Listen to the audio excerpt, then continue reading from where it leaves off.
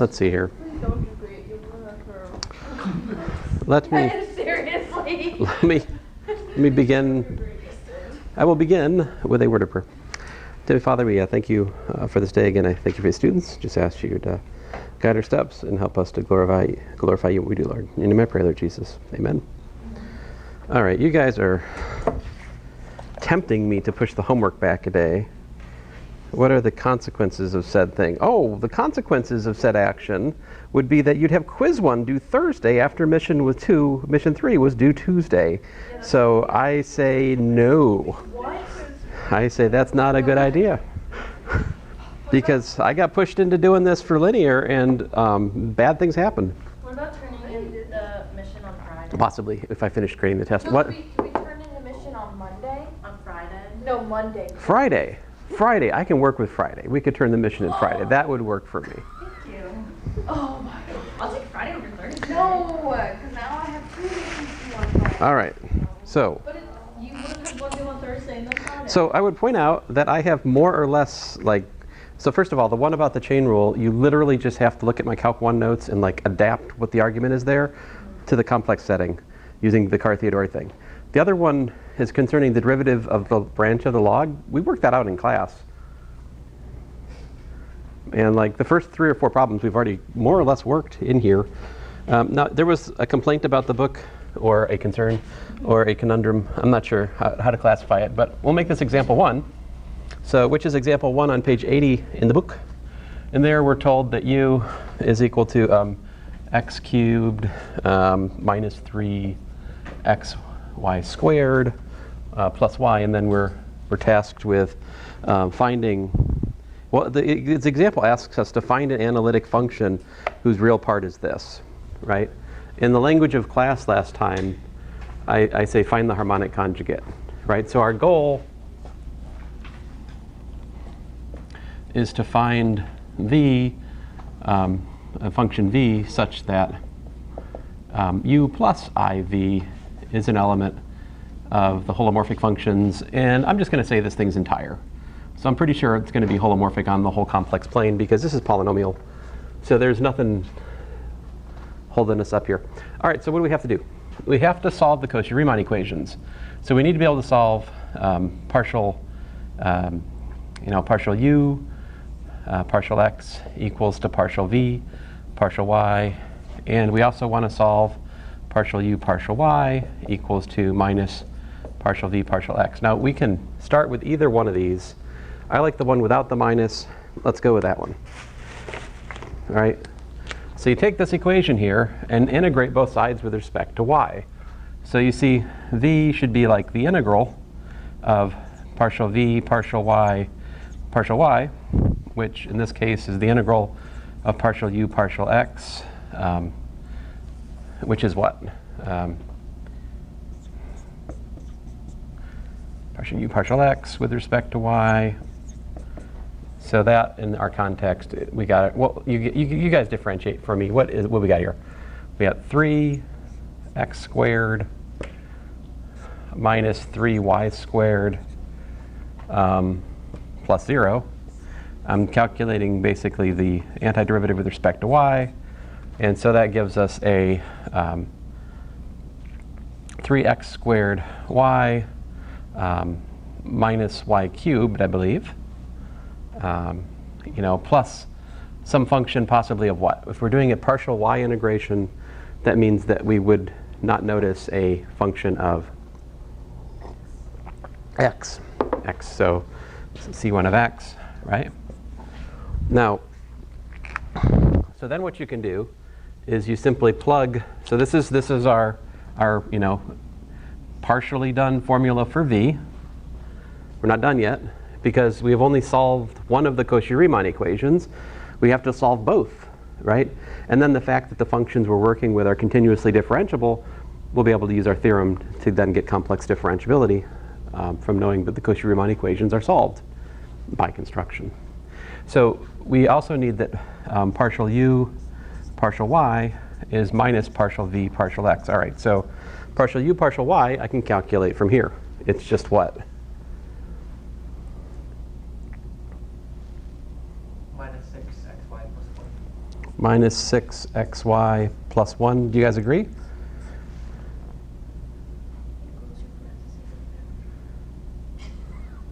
No.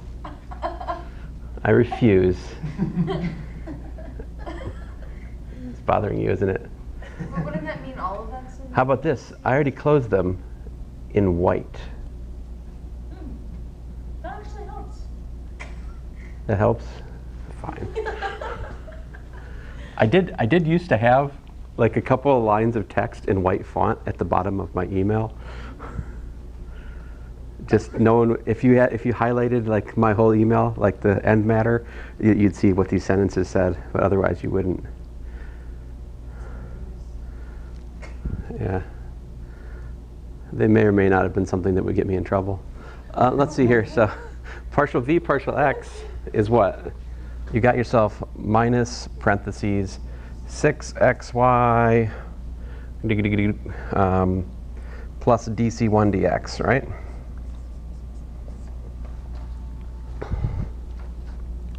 So what happens?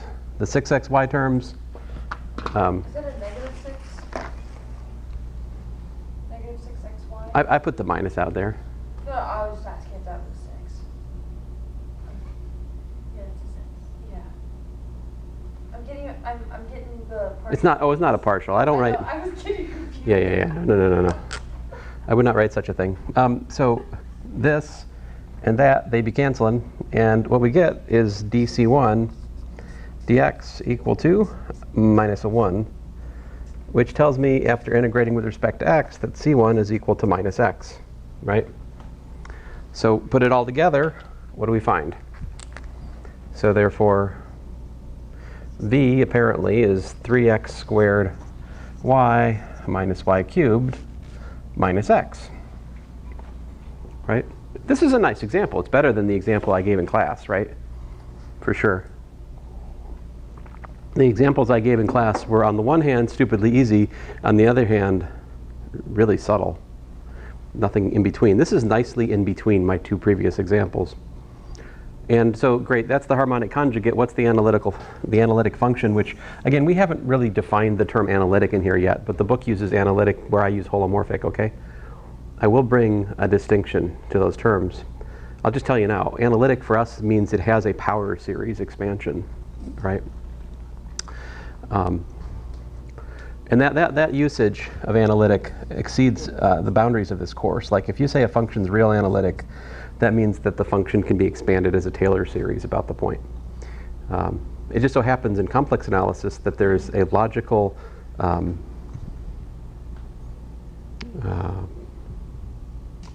equivalence between holomorphic functions and analytic functions. All right. Anyway, so u plus iv is what? It is. We got ourselves x cubed. So here's a fun question to ask, which is, how did the book come up with this example? Right? Can you guys tell me? Like, now that we found it, here's the formula in all its glory, right? There's my f, if you like, which is allegedly, holomorphic on the complex plane. So my question to you guys is, what is it?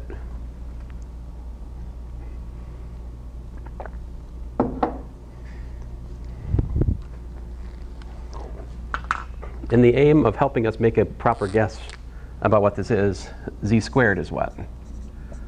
X squared minus y squared plus 2ixy, right? Yeah, what is z? Z cubed is what? X cubed. Trying to remember how it goes. So you can do binomial theorem on like x plus iy cubed, right? So you got your like x cubed term, and then you get. I'll leave a space here. We've worked it out before. I times what? So like y squared, 3xy squared, I think, from that one. And then then I go from, sorry, let me just write it out. I'm trying to do it in my head, it's not working.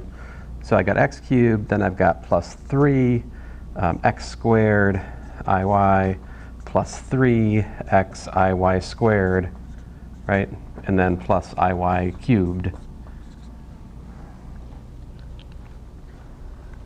So what's my formula for z cubed?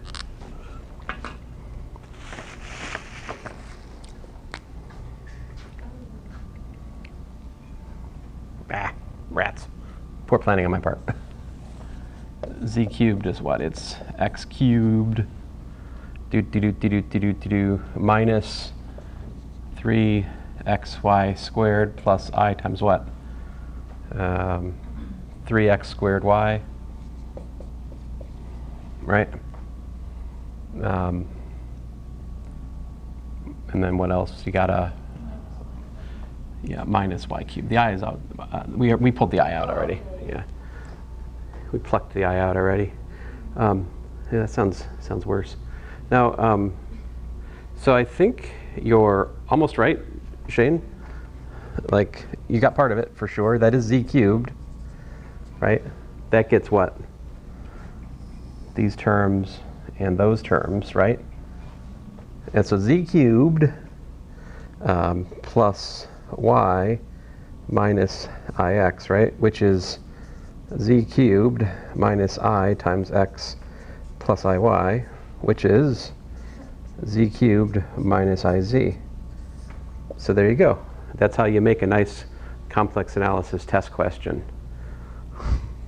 You write down your favorite formula in z, calculate the real part of it, and then you tell people to find the harmonic conjugate of it because you know they can do it. Why? Because the component functions of a complex differentiable function are necessarily harmonic. We proved that last time, right? It's a consequence of the Cauchy-Riemann equations. You must have uxx plus uyy equal to 0, and the same for v. So if you were to recognize that in advance, and you saw that pattern, you just guessed it and put it in, does that also work? Yes. Right. Yeah, the clever solution is the one that requires less work. That is true. Guessing is an option if you can see it. And that also means it's the solution to the Laplace's equation. That is also true, yeah. Both the real and imaginary parts. Yep.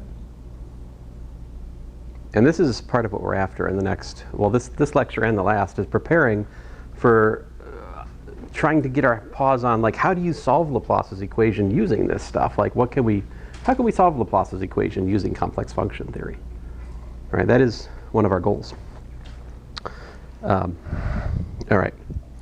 So I hope that helps. I don't know. I'm not sure what the book did, but I think the book probably did what I did. Maybe they're trying to, like, motivate it or something, you know? I think sometimes when books try to motivate stuff, it's sometimes more confusing than if it would just solve it. Yeah, they like stopped. Yeah. They didn't complete the thought. Ah. So it just, yeah. Good. You're welcome. All right, so let me jump back now to section 3.1 so that people who've read the book will now enjoy reap the benefits of reading ahead and so forth, yes. So what's about to happen in here is, algebra. So really just a whole bunch of algebra. And so section 3.1 in Saf and Snyder's book here is on polynomials and rational functions. And so I like his notation. I really like their notation. So I'm going to try to stick with it here for this lecture. And so polynomial,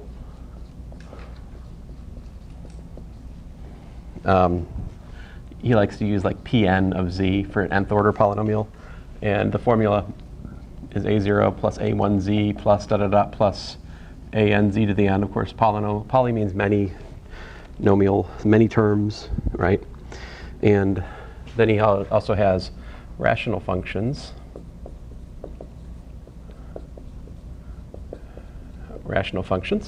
And his notation for that is Rm comma n of z, all right? And that's equal to a0 plus a1z plus plus am, m is in mommy, and then divided by b0 plus b1z plus plus b sub n, z to the n, n as in nanu. And He says the degree of the polynomial is n if the complex constant a sub n is non-zero and the rational function has numerator degree m and denominator degree n. All right? And if provided a sub m is not equal to 0 and b sub n is not equal to 0. All right? So, let's see here. Let me throw a little bit of notation up here that's not in the book. So I would say that this is an element of C with a bracket on Z. These are the set of all polynomials with complex coefficients. And I would say that this is an element of C parentheses Z. All right? And that is a slick notation for the set of all rational functions in Z. Its meaning in terms of Math 422 is this. You're taking the complex field C and you're adjoining an element Z so that you get a field. So the element Z has an inverse. What's the element of Z? What's the multiplicative inverse of Z in the rational functions? 1 over Z, right. And does every rational function have a multiplicative inverse? Like if you got f of z over b of, over g of z, the inverse is g of z over f of z, right? So this is a field. If you look at the set of all these things, it's a field in the sense that you have addition, you've got multiplication, and you've got every non-zero element has a multiplicative inverse. So now that field is considerably bigger than the kind we look at in Math 321. I have not used this as an example of a field in there, have I? No, I did not do that to you guys. So, but nevertheless, we can study the function theory of rational functions here. And that's basically what section 3.1 in the book is about like how to break these things down into their fundamental pieces, right? So, like I said here, the degree of Pn of z is n, right? And we don't define degree for a rational function. However, I will say this, definition, R, M, N, Z with, let's say, A sub m and B sub n not equal to 0 is proper rational function if n is greater than m. Otherwise, n is less than or equal to m, and R, M, and Z is an improper rational function.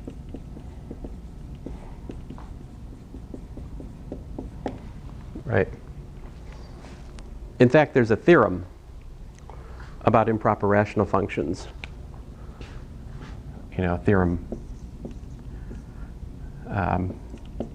If, our M and Z is improper rational function of form, let's say, Rm and Z equals to, I don't know, let's say n of z divided by, I put an x there, I'm an idiot, n of z divided by d of z. So n for numerator, d for denominator, right? So I'm assuming that the degree of n is larger than the degree of d, all right? Then what? Then there exists unique, well, let's say, I don't know, the notation's not fixed here. I'll say P of, fine, P of z and R of z in CZ, for which R, and this is also not in the book, guys. So those of you who've read the book are like, hey, come on, how dare you. D of z plus, oh my bad, just P of z plus R of z divided by D of z.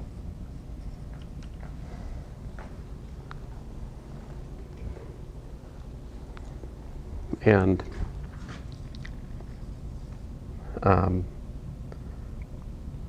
R of z divided by d of z is proper rational function.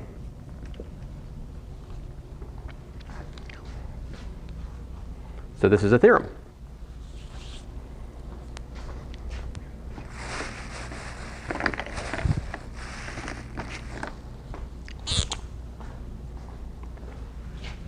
Example 2, suppose we have, I don't know, r for 2 of z equal to, let us say, z to the 4th plus 2z plus I divided by, I don't know, z squared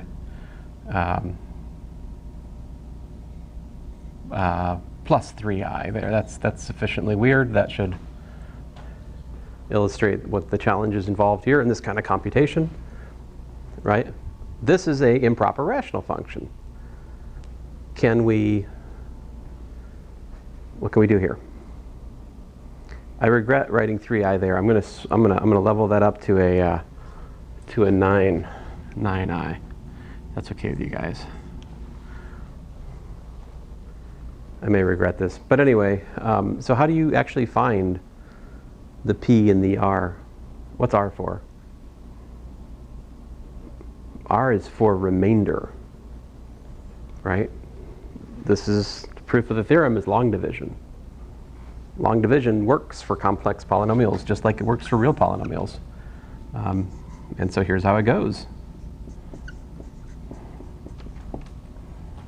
So what should I start with if I want, z to the 4th up there? What do I do?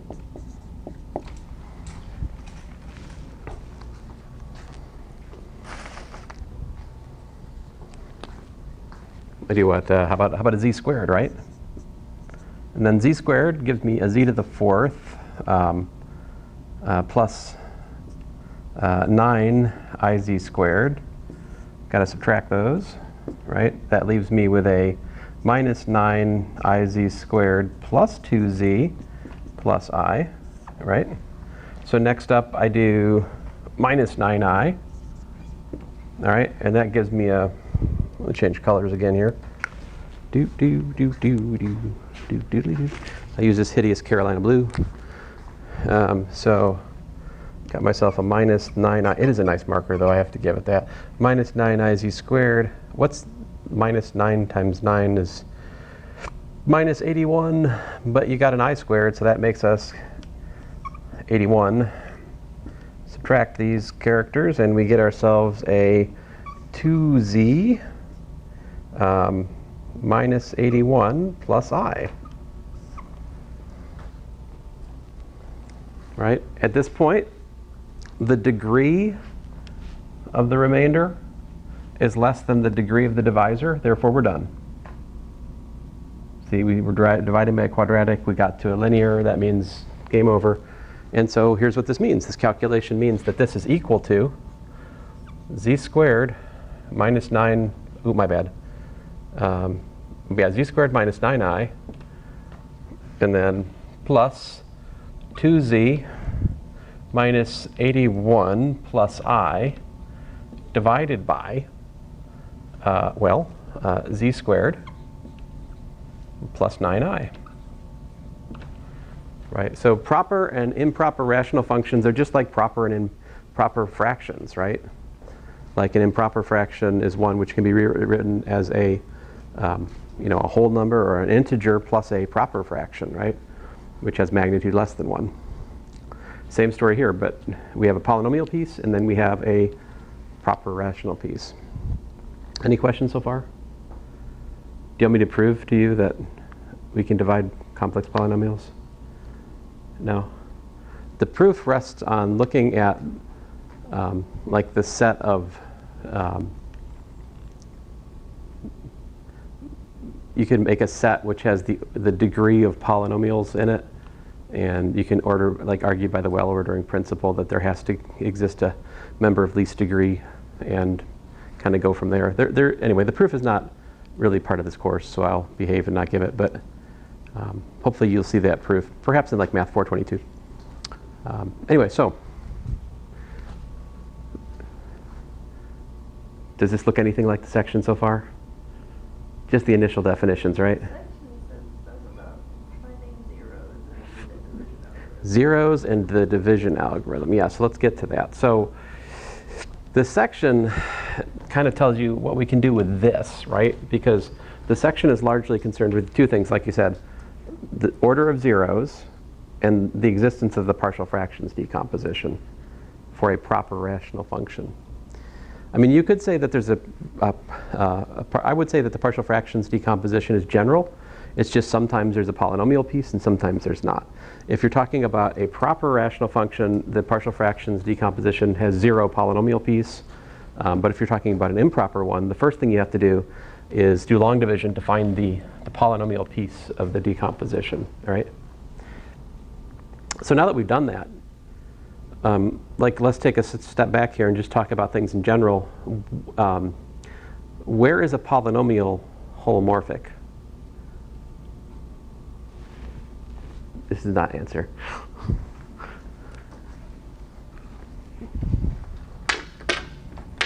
Aw, man. We're down a man. I was hoping he'd come. Rats. Everywhere but 0, right? Everywhere but no. I mean, if I have, I mean, here's the easiest proof of it. If I have f of z, right, in polynomials, right, over z, then partial z bar of f of z is what? It is 0, right? Because it only has a z dependence, and so you can work out the rules of calculus. It's obviously has a partial derivative with respect to the z bar variable 0, which is tantamount to saying it satisfies the Cauchy-Riemann equations everywhere. So polynomials are entire. They're like holomorphic on the whole complex plane. What about rational functions, though? So you'd still get that the same argument works for rational functions, right? Like basically partial, if you were to calculate partial z bar, right, of say, let me just call it, for lack of imagination, f of z over g of z, what would the formula look like? Well, we've got the quotient rule for holomorphic, right? So you get like, you have f prime, but you've got partial z bar here, right? From the chain rule, and then times g minus f g prime partial z bar by the chain rule of the Wertinger calculus, all divided by g squared, right? Now this is equal to 0, provided what?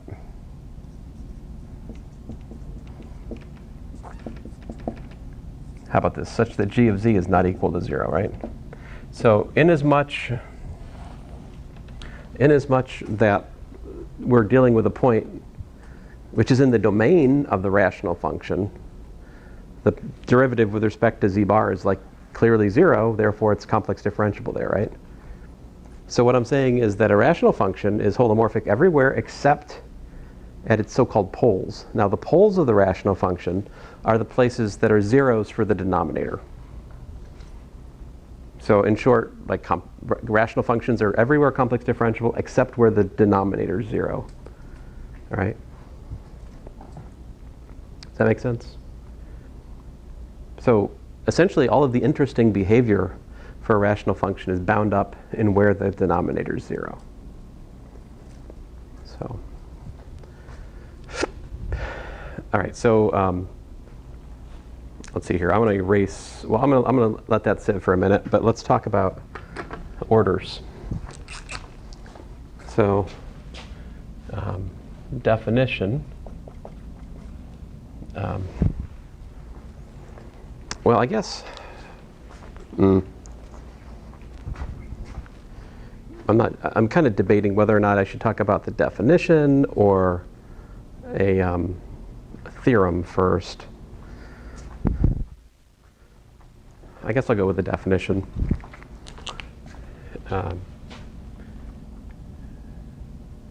So Pn of z in C of z has 0 z sub naught of order m if p, maybe instead of m, let me do k because it just looks different. Order k if Pn of z is equal to z minus z naught to the power k times, let's say, g of z, where g of z naught is not equal to 0.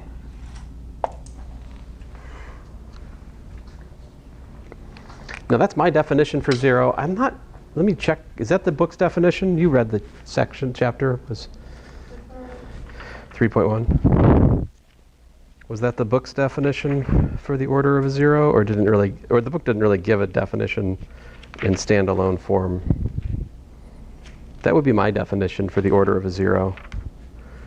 It doesn't look to me like the book has come out and carefully defined it anywhere. It just describes it on page 104 in terms of derivatives. All right, so I will try to connect with the book's comments on page 104 in terms of differentiation, right? So let's work on that. Well, no, I'm wrong. On page 101, the book says this. It has a z naught is a 0 of p of z if multiplicity precisely k if and only if p n of z is equal to z minus z naught to the power k times q of z, where q of z is a polynomial with q of z not equal to 0. So that's exactly what I wrote, just with a g instead of a q.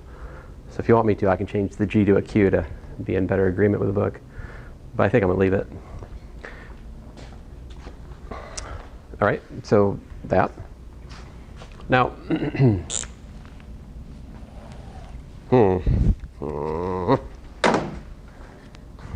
trash. All right. One of the theorems we should know about, and I usually call this the factor theorem, right? It simply says this. It says polynomial p of z has p of z naught equals to 0 if and only if p of z is equal to z minus z naught times, let's say, p1 of z, I don't know, whatever. So for some p1 of z in c of z, all right.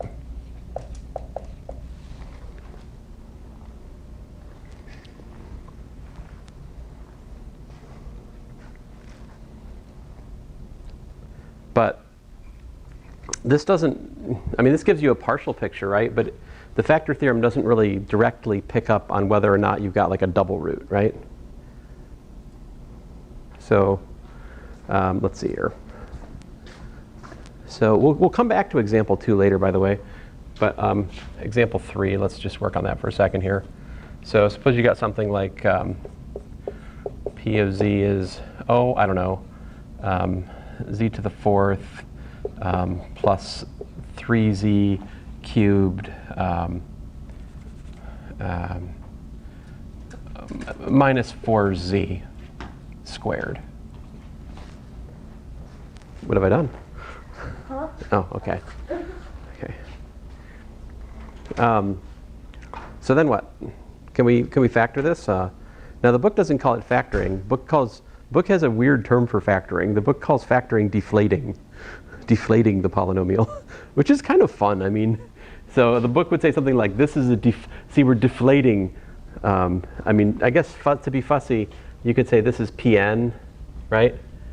And so to be this is Pn minus 1, right? Because if that's how degrees work, right? This is a theorem that if you have, two polynomials of degree m and n, and you multiply them, you get a polynomial of degree m plus n, right? Degrees are additive in that way. So the degree of like f of z times g of z is equal to the degree of f of z plus the degree of g of z, right? For f of z, g of z in, and I probably need to assume they're non-zero. We get into some trouble with the zero polynomial as it regards degree. But anyway, focus on this course.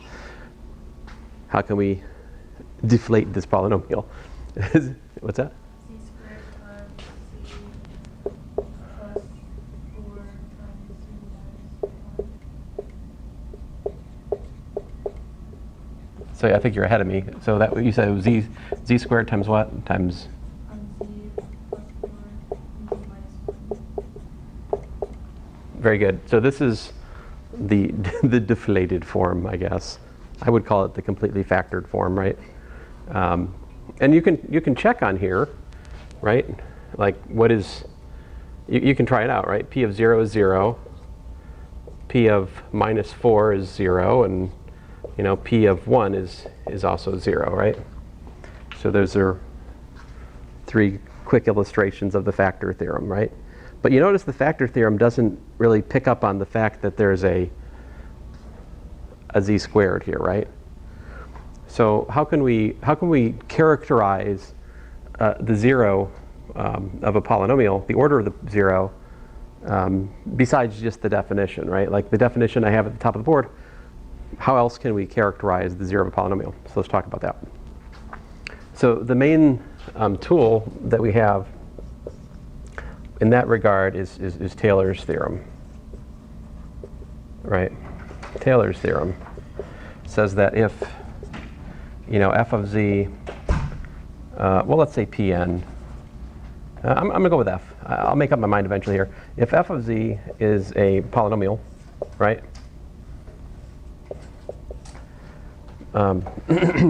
Then f of z can be written as, you know, the sum n equals 0 to the degree of f of the nth derivative evaluated at z naught over n factorial times z minus z naught to the power n. Right? So this is Taylor's theorem.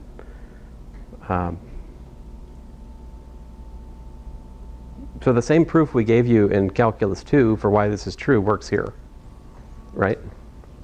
Like, I could talk about it for a second here. So like, so by the way, notice that if we do n plus j derivative of z, these are identically equal to 0 for, you know, f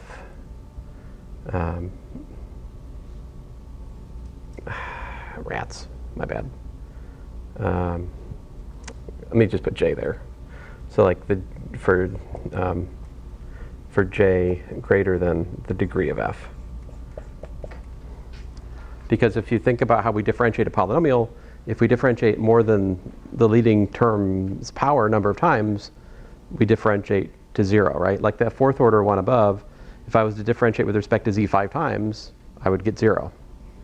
So I only have non-trivial derivatives up to order the degree of the polynomial.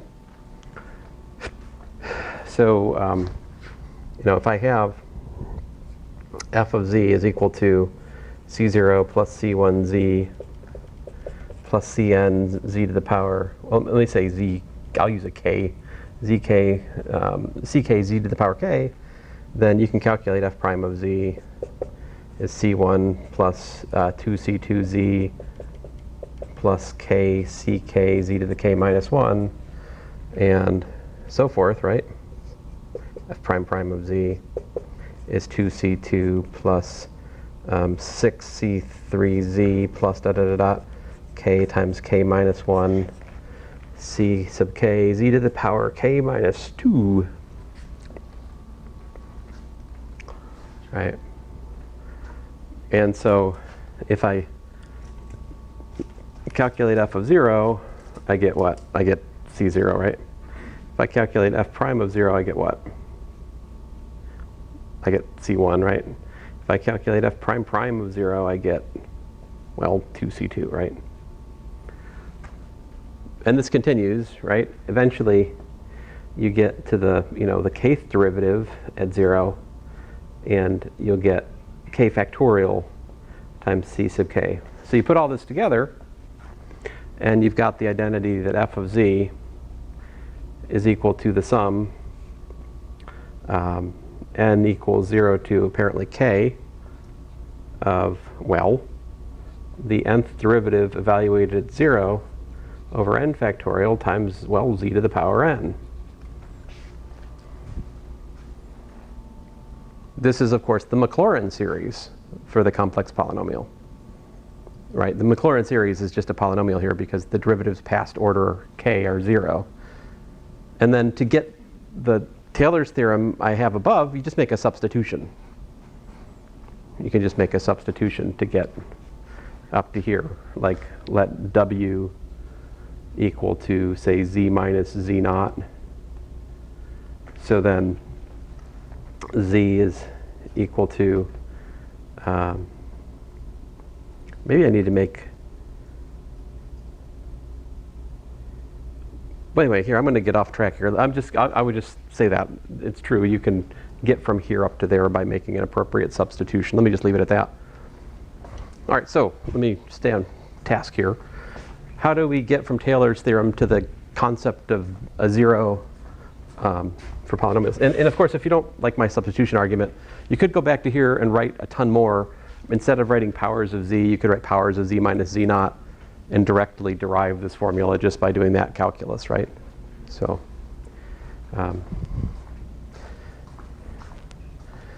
when you guys are quiet like you are, I never know if you're like completely lost or what.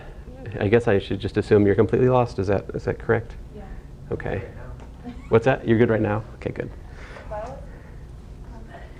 The purple one's not bad? All right. This is good. This is good. Let's see here.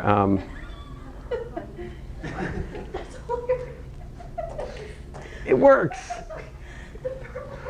It works. I should choose a color for everybody in here. Should be like, okay. Sorry. Where was I? Somebody might colors. Ooh, speaking of that, I am going to see a movie tonight. Speaking of racism, Yeah.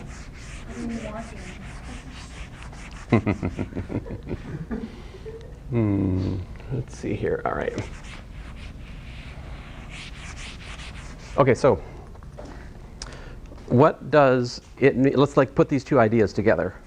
Suppose you have the Taylor series expanded at z naught, right? For something with a 0 of order k, right? So I'll put both in front of us. I guess I'll do it over here.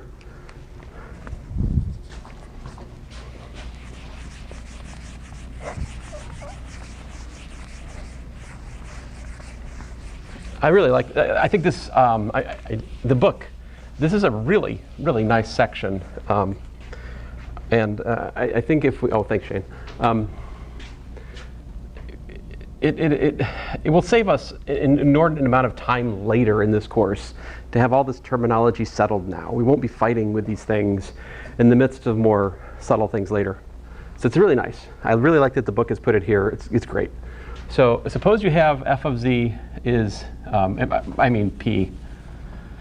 Polynomial of order z is z minus z naught to the order k, right? Times some, well, g of z, where g of z naught is not equal to 0, right? Then that means that this is also equal to what?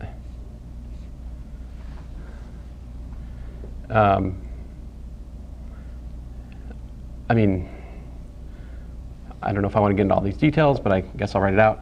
I feel like I need to write this out. So there's an expansion for g of z naught, right? So it can be written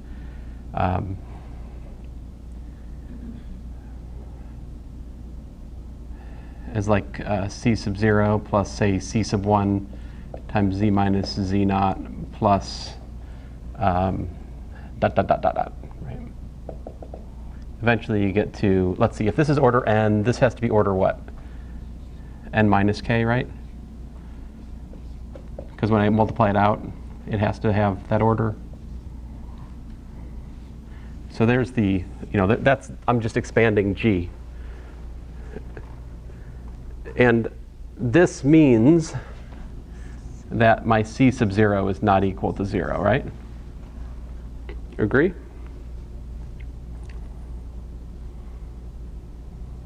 Okay, great. So this means that the power series for Pn of z can also be written as c0 times z minus z naught to the power k plus c1 times z minus z naught to the power k plus 1 plus dot dot dot dot plus cn minus k times z minus z naught to the power n.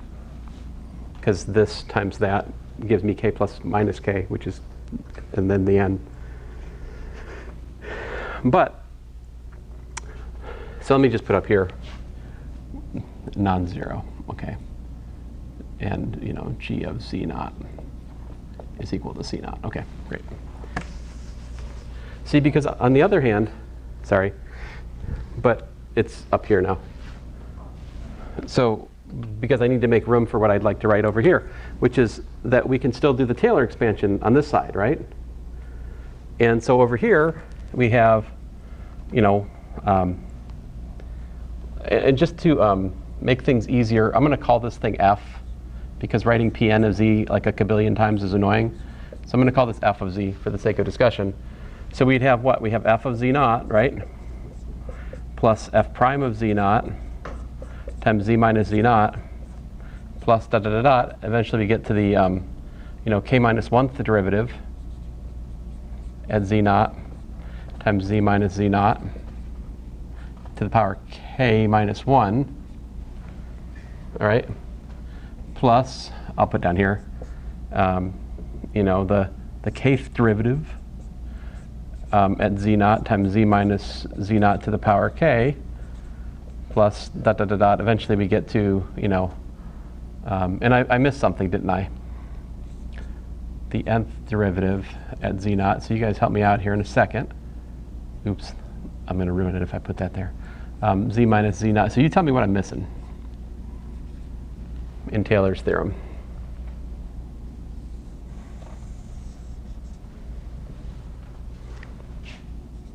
You mean the zero derivative? That's here. Oh, it's a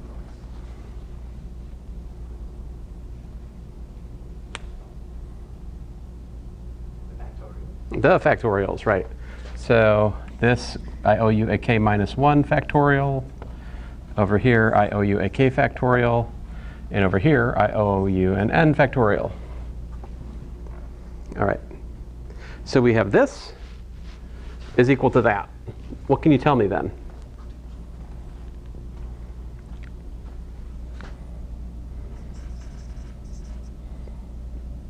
F of z naught equals to f prime of z naught is equal to f prime prime of z naught all the way up to the k minus 1th derivative. What do they all have to be?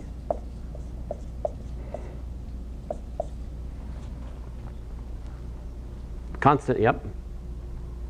Which constant, though? Choose again. Pi, e, natural log at 0, yeah. Sorry, I was in electrical engineering for like a semester, and I had this professor. We had like, I don't know, 150 people in this room, and he's like 50 feet from me, and he would like, here from Texas, and just kind of talk like this, and stuff on the board, and it's just kind of like this. And it was bad. I'm sure he's a brilliant man and stuff, but I don't know, I remember him asking students like what the value of something was, and they didn't answer fast enough. He just starts going, pi, e, natural log of 2, give me something, you know? It's cracked me up. So it stuck with me all these years. But these all have to be 0 because there are these powers on the left-hand side that are not over here, right? But on the other hand, what's the c sub 0 over here?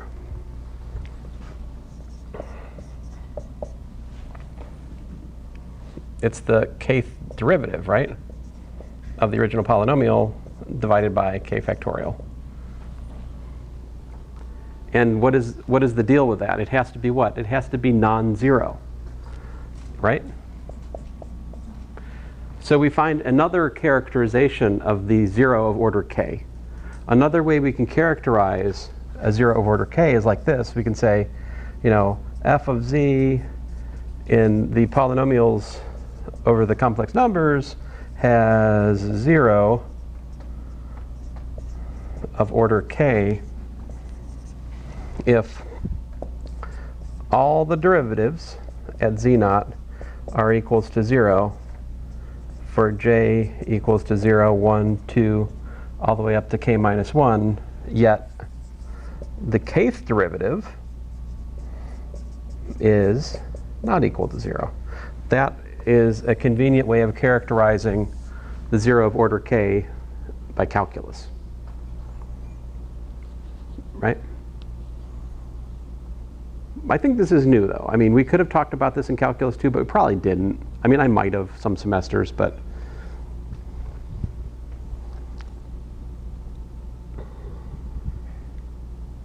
and you can go back and you can try this out on my example, 3. If you go back here, you can check it out. Like,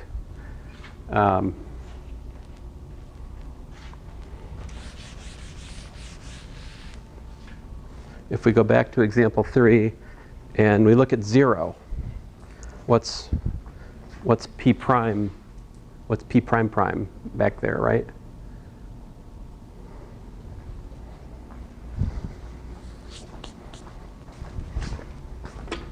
See how this goes?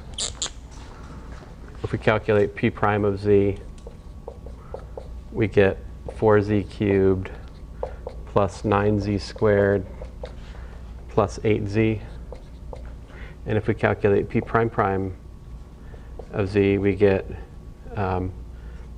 12z squared plus 18z plus 8, right? So as you can see, p prime of 0 is 0, but p prime prime of 0 is 8, which of course is not equal to 0, corresponding to the fact that we had 0 with multiplicity 2 here, order 2.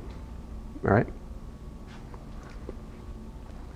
Okay, so that's how to understand 0, the order of 0 in terms of calculus and all that. So the next order of business is to talk about the partial fractions decomposition, which hopefully this isn't the first time we've talked about this. Like, you should have seen it in calculus 2, I think. But what's new here is he gives us a kind of like slick formula for finding the partial fractions decomposition using like taking full advantage of the formulas that we've seen thus far today. So, oh man, I thought I moved the camera over here and I didn't. I was dumb. Well, anyway, there it is. Sorry, missing person. Let's see here. Did you have an engineering thing today? Oh, you had an engineering thing? Yeah, the engineering career. Engineering career fair. Ooh, exciting. Let's see here. So the deal is simply this. What you do is you try to, like, well, to use the language of the section, you completely deflate the denominator. I will not say that past today, but you factor the denominator. And so how do you factor this? Like, for our example, ooh, yeah. So that is z squared minus the square root of 9I squared, right? Which is z plus the square root of 9I, z minus the square root of 9I, but we know how to calculate principal square roots, so we're good. So that's z plus 3 e to the pi I over 4 times z minus 3 e to the pi I over 4. If you doubt me, try it out. E to the 3 pi I over 4, square that thing, what do you get? 9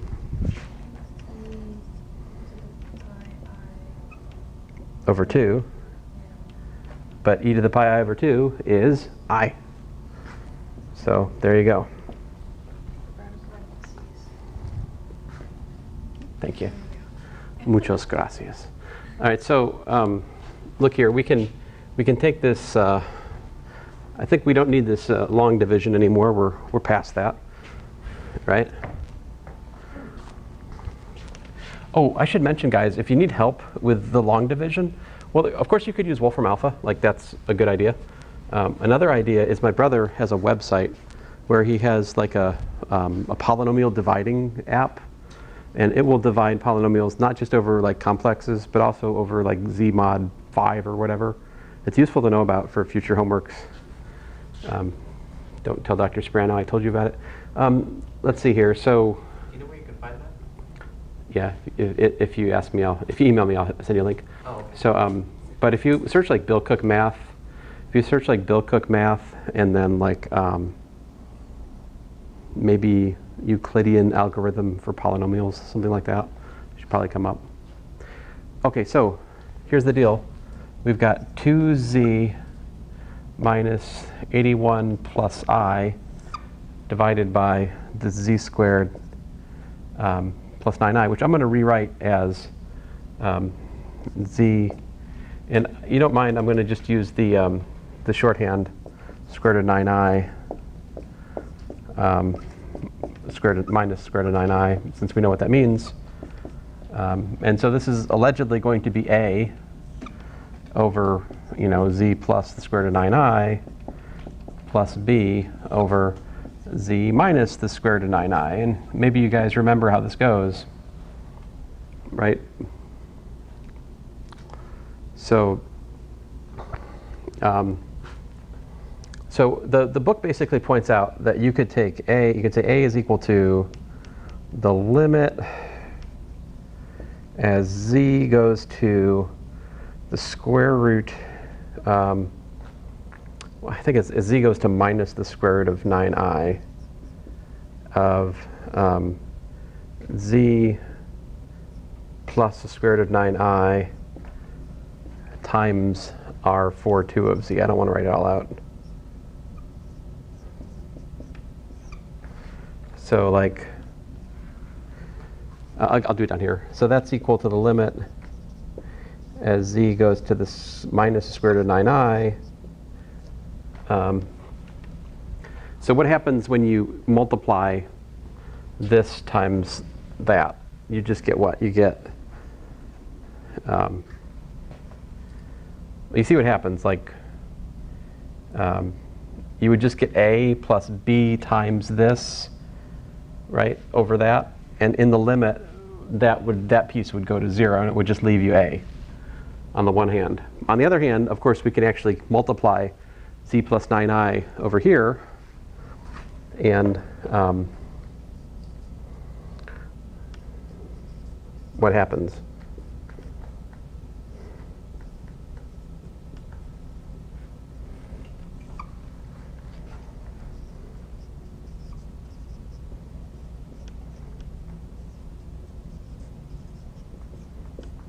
I regret not making this example easier, but I wanted to give you a genuinely complex example, so here it is. So these guys, of course, cancel in this limit, right? And those are exactly the offending terms, right? Because in that limit, that's division by 0, right? But not so for what remains. See, for what remains, I just get, 2 times the square root of minus 2 times minus the square root of 9i minus 81